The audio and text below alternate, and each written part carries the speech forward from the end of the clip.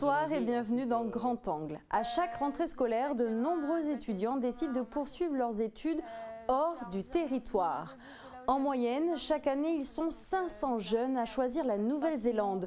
Pourquoi décident-ils d'aller étudier là-bas?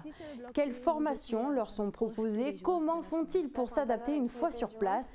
Pour le savoir, notre réalisateur Marceau Goulon s'est rendu au pays des Kiwis. Là-bas, il a rencontré 4 jeunes qui nous expliquent l'intérêt de ce choix pour leur avenir. I gotta get away sometimes. Oh yeah, I got to get away. I gotta slip away sometimes. Oh yeah, I got to slip away to my special place. I woke up, yeah, on a cloudy day.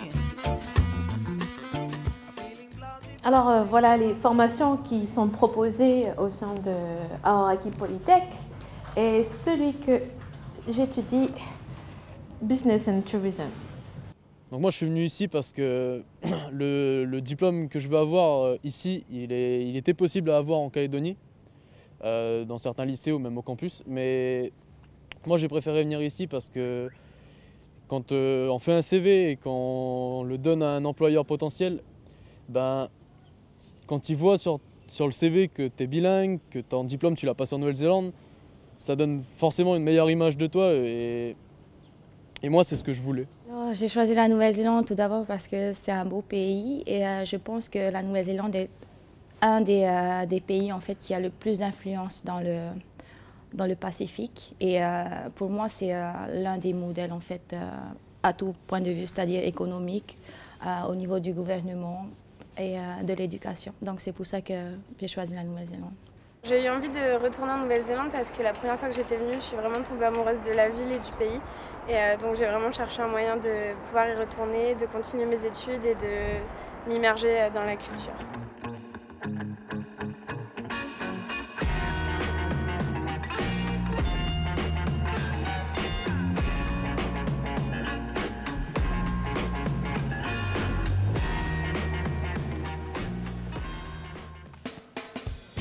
Je viens de la Polynésie française et plus précisément des Tuamotu.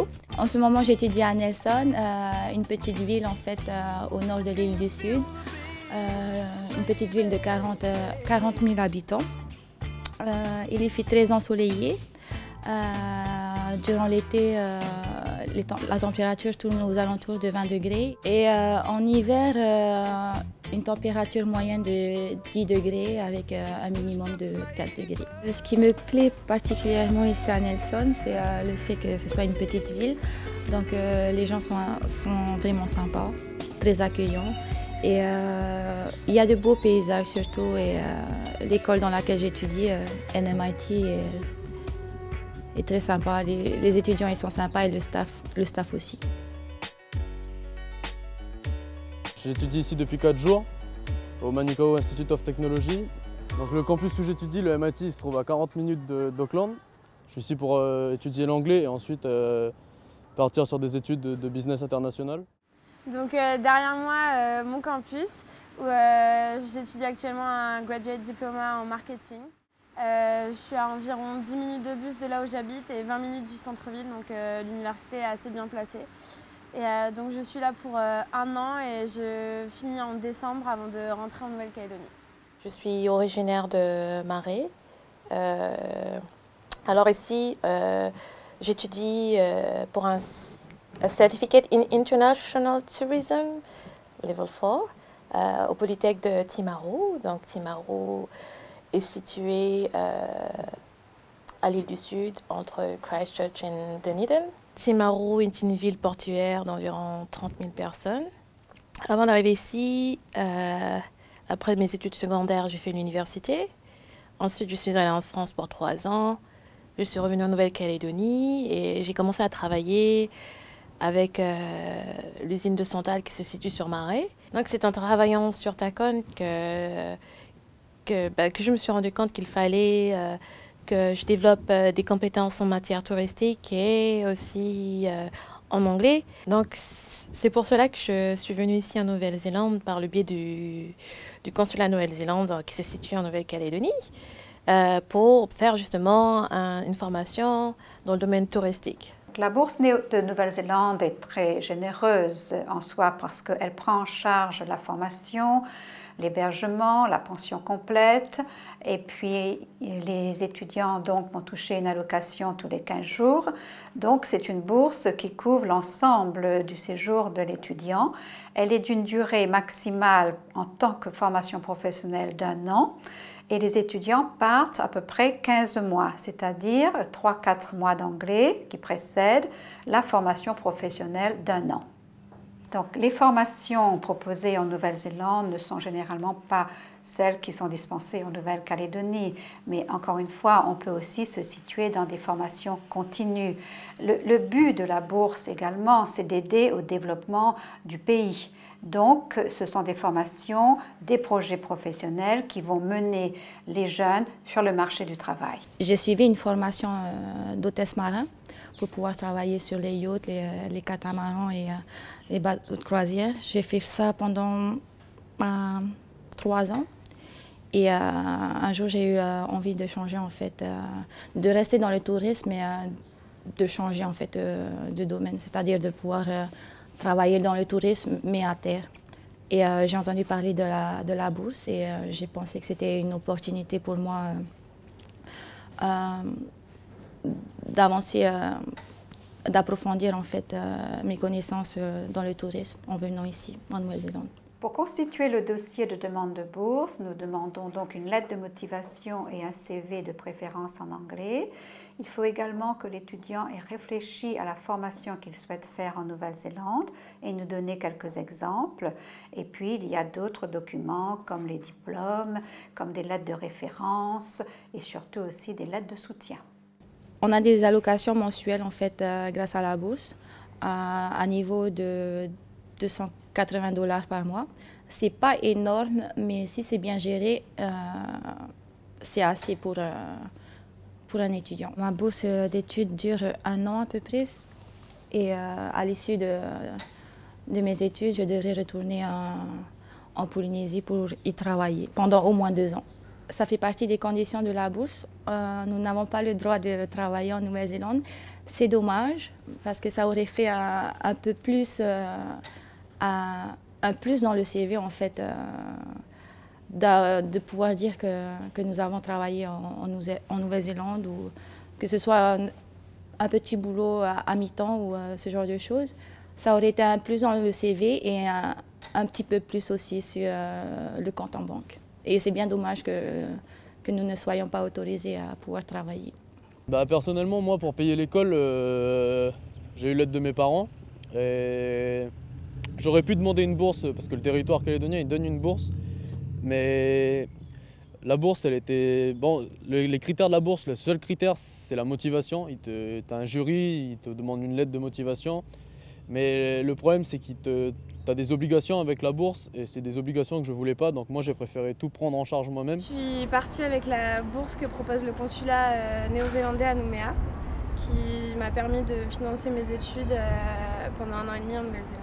Donc voici le plan de mon université qui fait à peu près, le campus fait 2 km de long, c'est la 2e plus grande université de Nouvelle-Zélande. Et on est 10 000 étudiants répartis sur tout ce campus et moi j'utilise ces bâtiments-là qui correspondent aux bâtiments du marketing.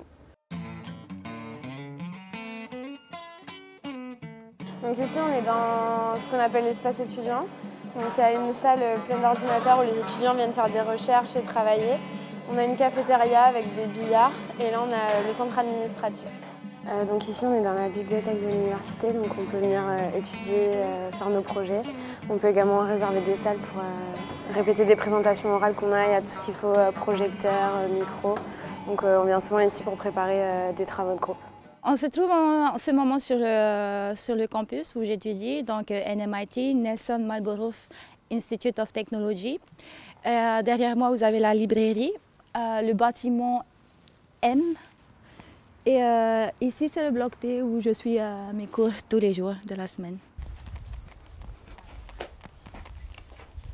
Il y a d'autres étudiants de partout ailleurs qui viennent étudier ici à NMIT et qui viennent étudier l'anglais. Donc sur ce mur derrière moi, vous pouvez voir le mélange des cultures. Chaque étudiant rapporte des souvenirs de leur pays et de leur culture et les expose sur ce mur.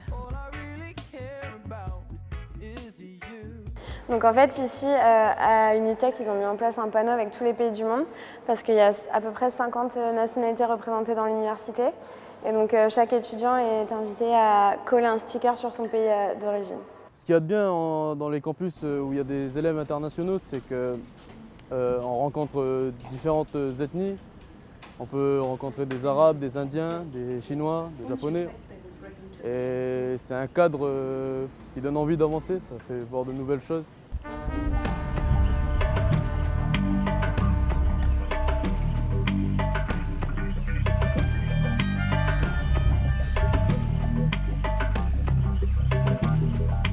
Donc ça c'est un maraï, c'est le lieu de culte des Maoris. Donc la particularité c'est qu'il y en a dans toutes les universités. Et à chaque rentrée, par exemple à ma rentrée, on a été invité à faire une cérémonie d'accueil et ça nous immerge vraiment dans la culture maori.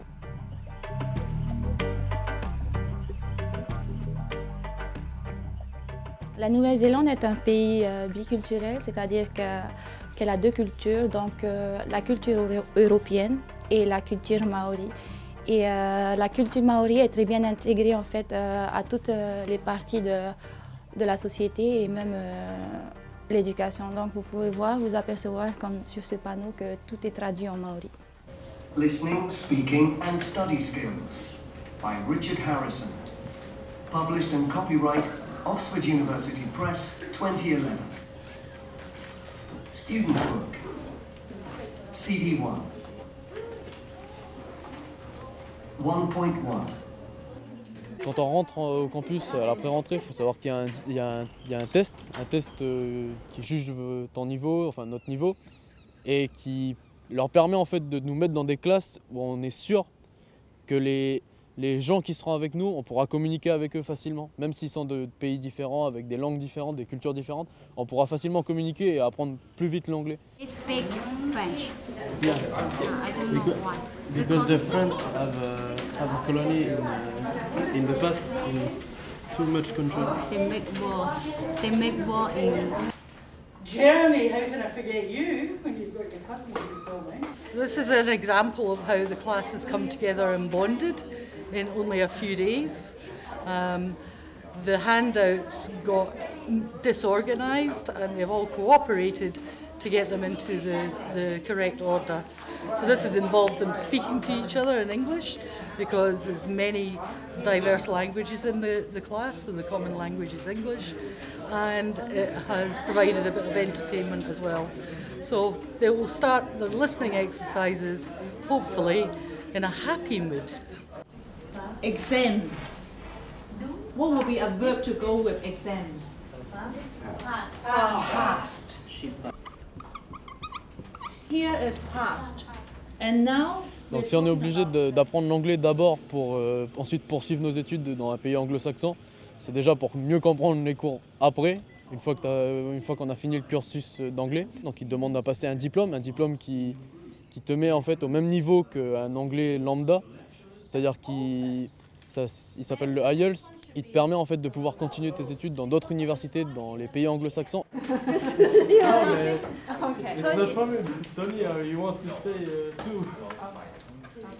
L'approche des cours ici, elle est vraiment différente. Les profs, voilà, ils sont proches, ils donnent envie d'apprendre. Si tu as un problème ou avec un prof ou avec ta classe, tu peux changer, enfin, ils te laissent vraiment l'occasion d'arriver à réussir tes études. Je marche dans les couloirs, je vais attraper toute seule. Alors. Je vous présente, c'est mon tuteur Jim, qui nous enseigne les cours de tourisme tout le long de l'année. Donc j'ai commencé au mois de février jusqu'au mois de novembre. This is my second New Caledonian student that I've had the pleasure of teaching in the last 2 years on international tourism here at Aoraki Polytech. She's a pleasure to teach. She has lots of questions about the course, and she seems very interested in the tourism industry here in New Zealand and back in New Caledonia. Donc les questions que je lui pose souvent portent souvent sur les devoirs à rendre. Essayer de comprendre au mieux les cours qui nous ont été enseignés et tout, le matin et après. Ouais, ça vaut le coup parce qu'ils nous aident beaucoup. Donc il n'y a pas de souci. Je viens peut-être 24 heures sur 24, on va dire ça comme ça. So international tourism is a very large course, but we concentrate on everything from marketing, business, customer service, hospitality, through to we study destinations, geography and attractions. So we try to uncover the whole of the tourism industry in our 1 year of study. Aoraki Polytech offers a unique experience for international students. We're a smaller Polytech provider, so we have smaller class sizes. We're able to give more time to our international students, help them out a lot more, whereas maybe in the larger cities they might get lost a little bit.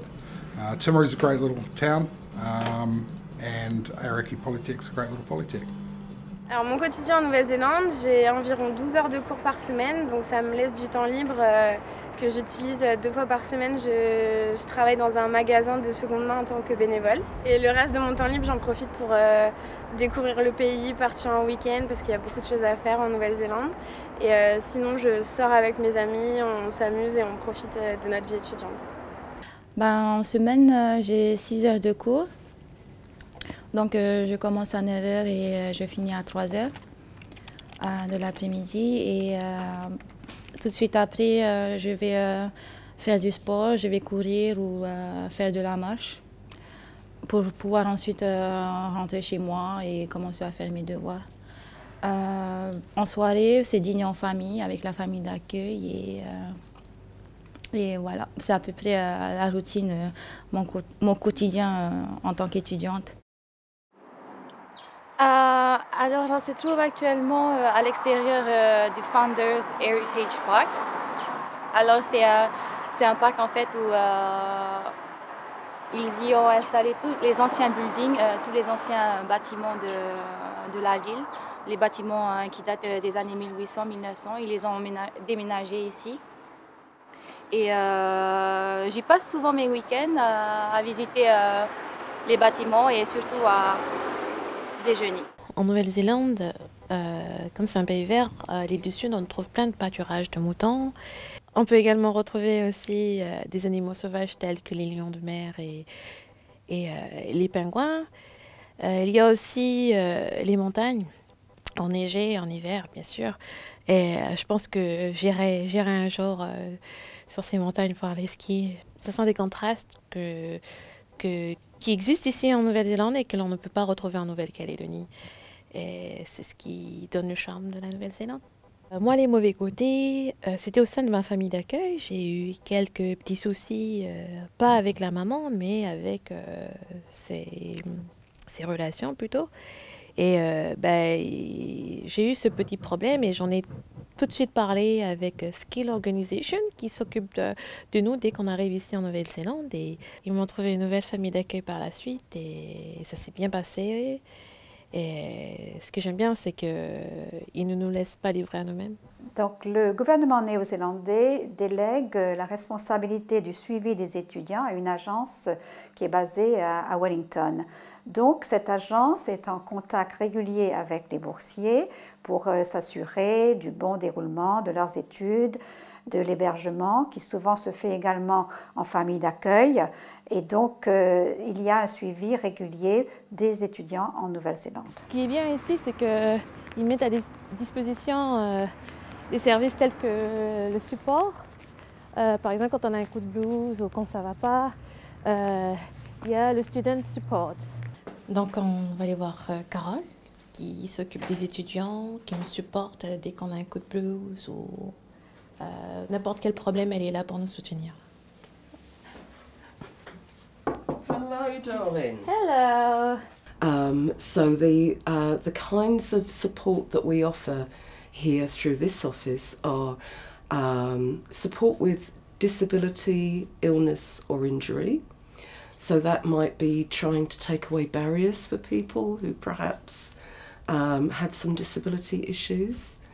Then we have learning support. So learning support is for literacy and numeracy need, English language need, and for those with learning issues like dyslexia. For all students, we offer study support. So that is around making sure that people have all the study skills that they need to go through their program of study. And then the last area of support is personal support, and that's trying to make sure that there aren't any barriers in the way of people studying, that there's nothing worrying people, that people aren't distracted while they're here studying. Yeah, we just try and do as much as we can. Ici, on est à Caroline Bay, une plage où je viens souvent me réfugier en plein été. C'est très beau, c'est magnifique et le paysage, il n'y a rien à dire.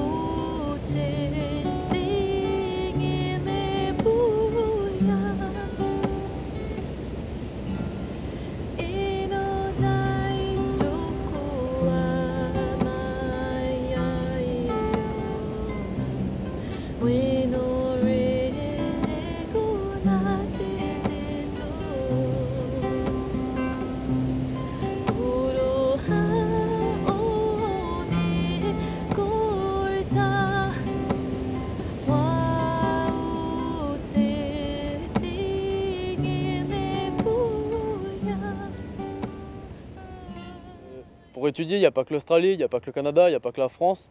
La Nouvelle-Zélande, c'est à peu près presque le même climat, enfin on est un peu moins froid que le Canada. Et c'est vraiment pas loin de la Calédonie, donc pour les familles, c'est beaucoup mieux. Ça va vous permettre en fait de vous ouvrir l'esprit, de voir au-delà de ce que vous avez toujours connu et surtout de vous sortir de votre zone de confort. Ça ne va pas être tous les jours facile. Il y aura le choc culturel, la différence de langage, tout sera beaucoup plus différent, mais ça va quand même vous permettre d'avancer non seulement au niveau éducation, mais aussi dans votre développement personnel.